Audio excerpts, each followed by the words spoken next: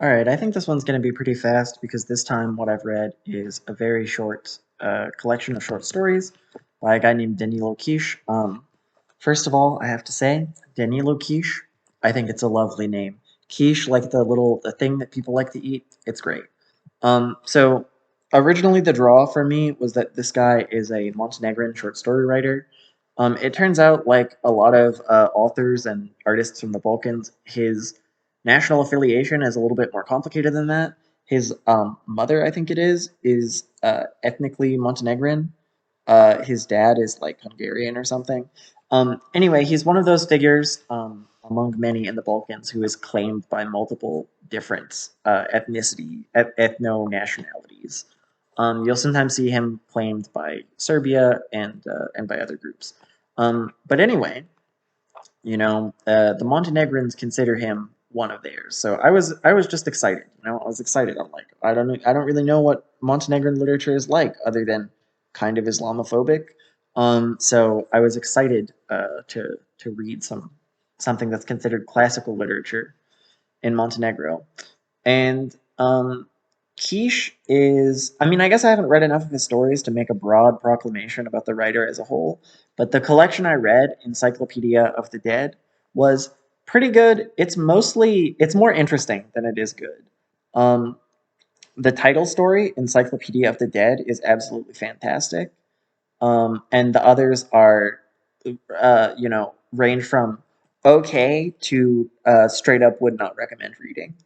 Um, Most of his stories are kind of similar. And the reason that I think that this collection of short stories is quite interesting is that the starting place, like the starting idea, the starting vibe, is really similar across a lot of these different stories. And it's just the same sort of central theme developed in a whole bunch of different ways.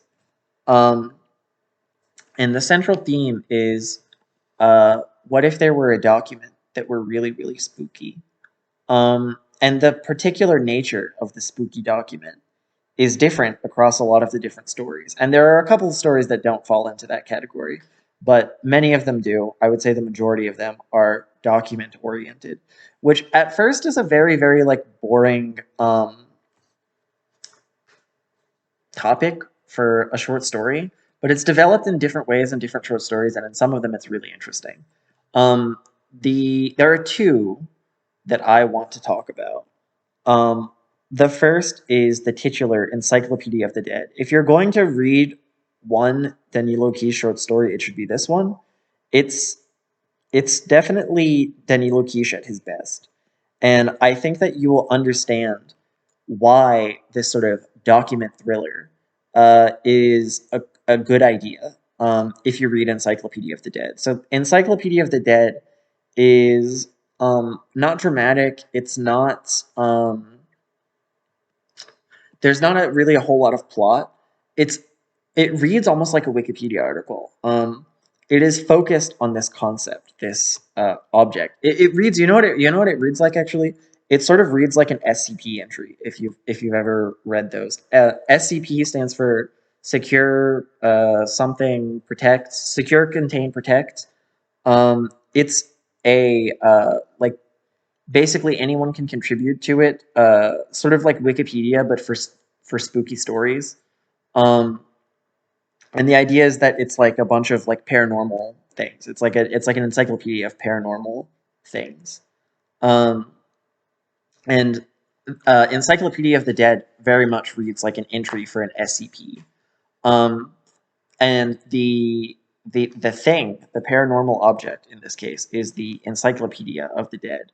And Quiche is a little bit vague, but surprisingly specific about how the encyclopedia comes to be. Like what I would expect for this type of object, an object that implies implies a divine or supernatural writer, or uh, something incredible happening.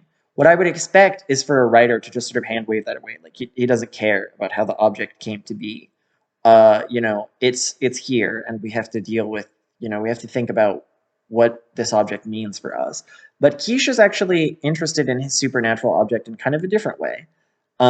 He gets very into the particulars of the history of the Encyclopedia of the Dead, how it came to be, how it arises, what processes lead to this, supernatural book being there. Um, Anyway, I guess I should get into the details of what it actually is. The Encyclopedia of the Dead is an encyclopedia that contains entries for every non-important person. The criteria for getting into the Encyclopedia of the Dead is that you have to basically not be in any of the encyclopedias. You have to be the kind of person about whom history is not written. And then you get your entry in the Encyclopedia of the Dead. And Quiche is a little bit inconsistent in his descriptions about how thorough the encyclopedia is. In some instances, he makes it seem that the encyclopedia is the total knowledge of what could have been known about these non-important people. At other times, he makes it seem like the encyclopedia is a brief summing up.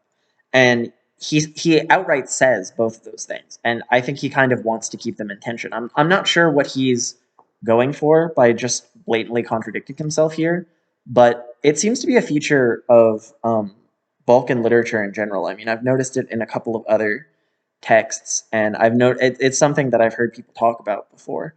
But I don't quite know what to make of it. This sort of X but also Y approach to certain aspects of fiction. So that's the Encyclopedia of the Dead. Um, there is a plot. There is a bit of a story that happens around the Encyclopedia of the Dead, but it's not really the point. I think the point is more so just the encyclopedia um, itself. I'm just thinking about this object. Like I said, it's very much like an SCP entry. Um, uh, the story itself was apparently published in the New Yorker, so I don't know. For some of you, that might inspire you to go and read it. Okay, there's a couple of other entries that I want to talk about.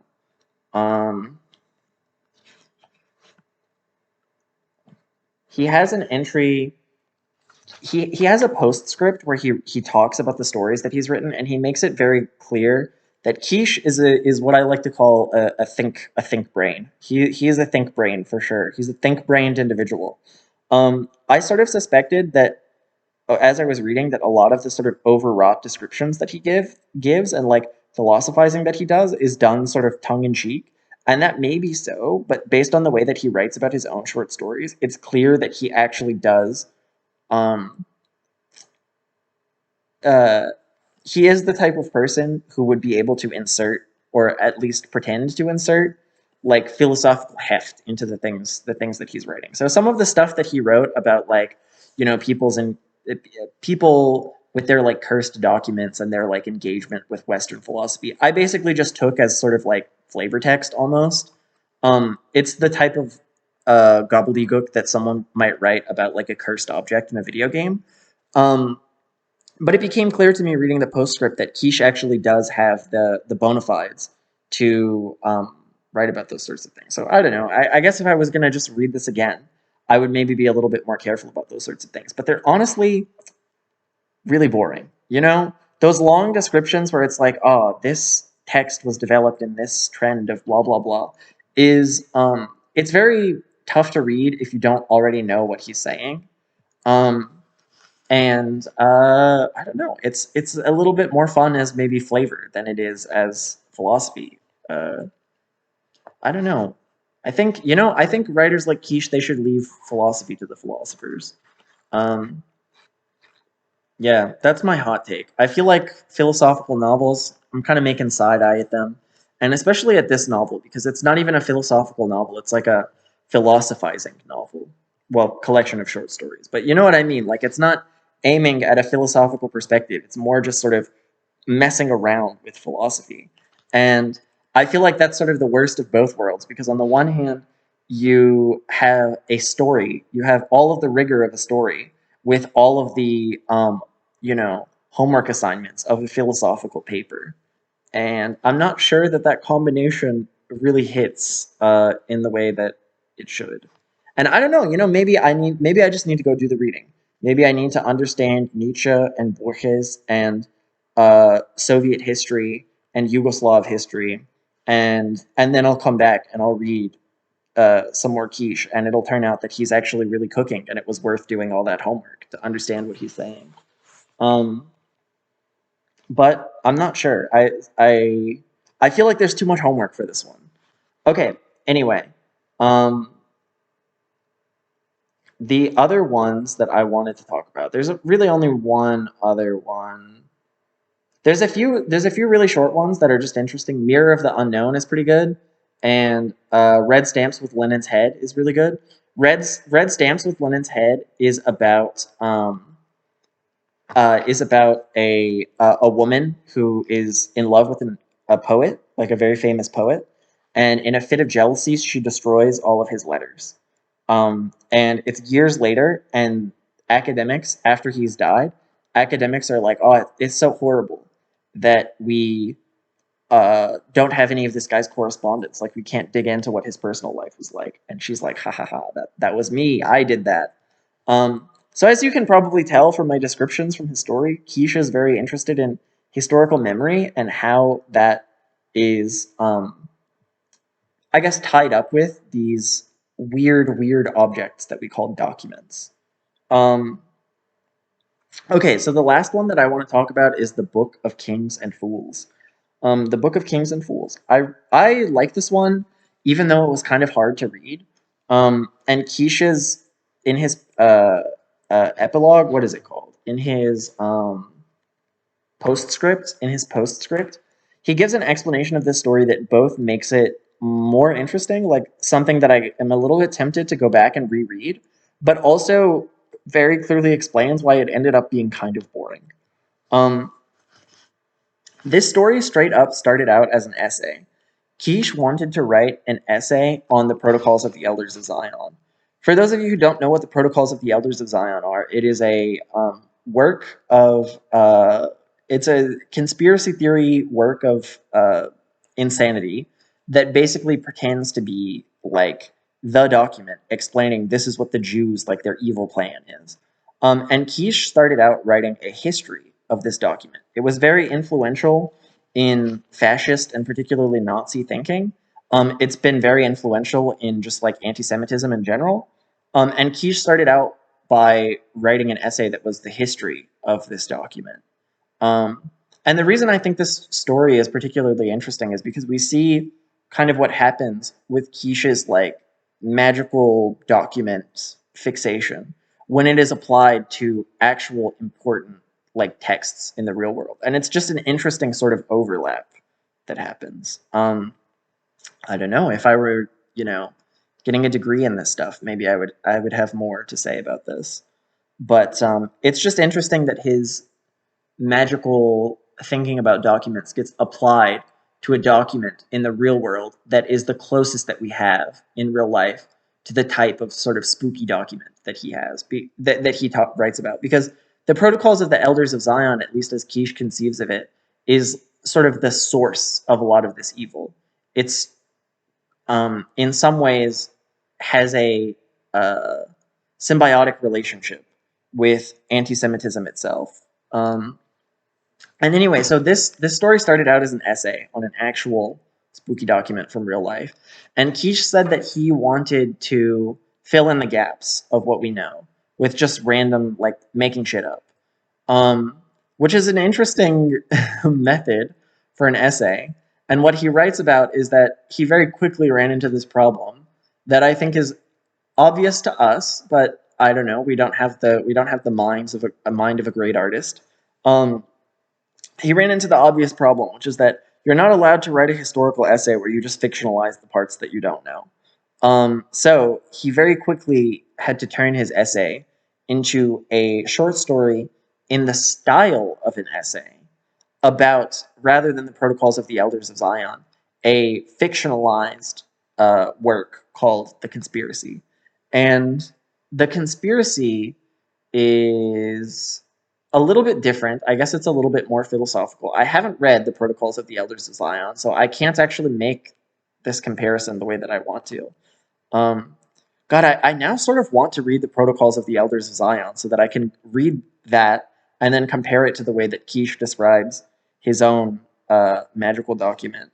And yeah, I don't know. That would be an interesting paper to write. Somebody's probably already written that paper. Um, wow.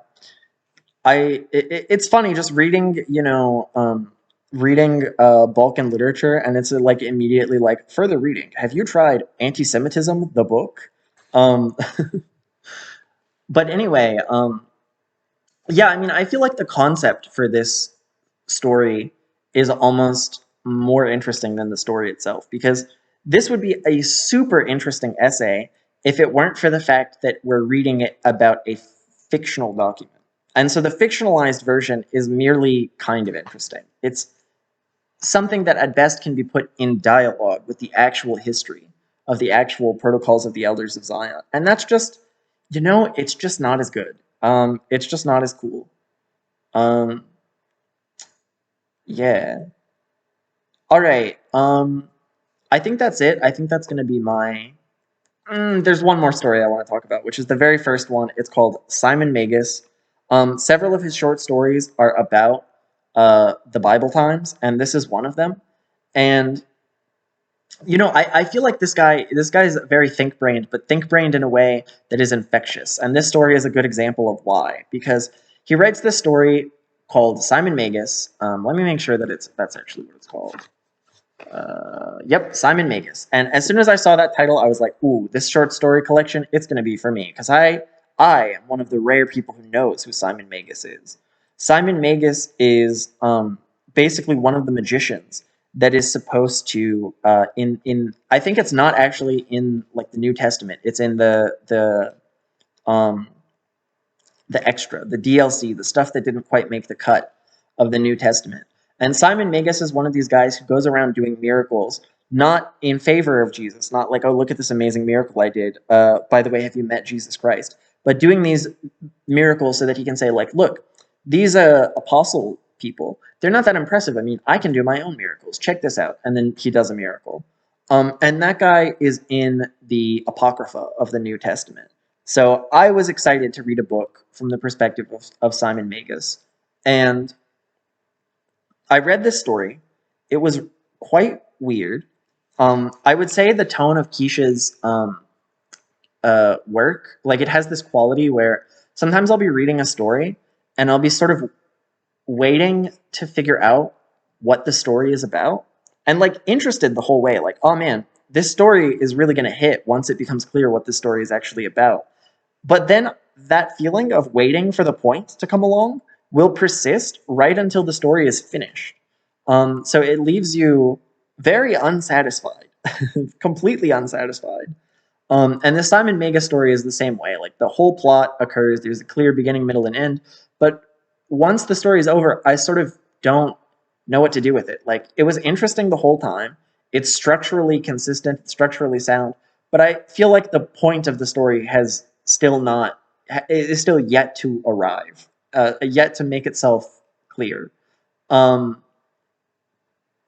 and it's frustrating, but it's also very interesting. Like it's the sort of thing that I could imagine really digging my teeth into. Um,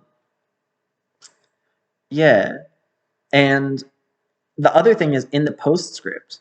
This is an example of how goddamn insufferably think-brained Denis Loquiche is. In the postscript, he writes about this story. He has a little thing talking about every single one of his stories, and he says that the inspiration for this story is a Gnostic legend about the New Testament. I don't know, like for the people who don't know, Gnosticism is the first Christian heresy. It's the first group of Christian believers who were like written out of the story of Christianity. And so to write a story based on a Gnostic legend is very tantalizing. It's a really cool idea. It's very heretical, obviously. Like Gnosticism was written out of the story of Christianity for a good reason. It's sort of inherently very anti-Semitic. Has some extremely weird ideas about what Jesus's message is actually supposed to mean. So writing a story from their perspective is very it's like I said, tantalizing. But it also makes everything that this guy writes very confusing because there's like a bunch of lore that not only do I not know, but that has been sort of systematically destroyed and written out of the story. It's something that you have to not just be like very, very educated. You have to specifically already know most of what he's talking about to fully understand what he's putting down. And so I feel like it's just another one of those things where I haven't done the homework and so I don't understand. And the thing that's frustrating about this, right, is that this is a situation where I haven't done the homework, but I've done like the homework to the homework. This metaphor is falling apart, but I don't fully, I haven't read everything that I would need to read to understand the Simon Mega story, but I've read enough to understand what it is that I'm not understanding. And that tiny bit of understanding I have makes the story really interesting. And so my concern is that, like, oh god damn it, is Quiche actually in that position where it's worth it? It's worth it to do all the reading so that you can understand his little short stories. Um, and I guess the answer is maybe. So maybe in a few years I'll come back to Keisha's stories and I'll finally be think brained enough to actually understand what this guy is putting out there. So that's the story. That's the book. That's the review. Are these reviews? I guess that's my review. My review of Danilo Quiche is I don't know, a 7. He's a 7 out of how many? I don't know. All right, that's Danilo Quiche's The Encyclopedia of the Dead. Go out and purchase a copy and either read it or burn it, but don't tell anyone which one you did. All right, bye bye.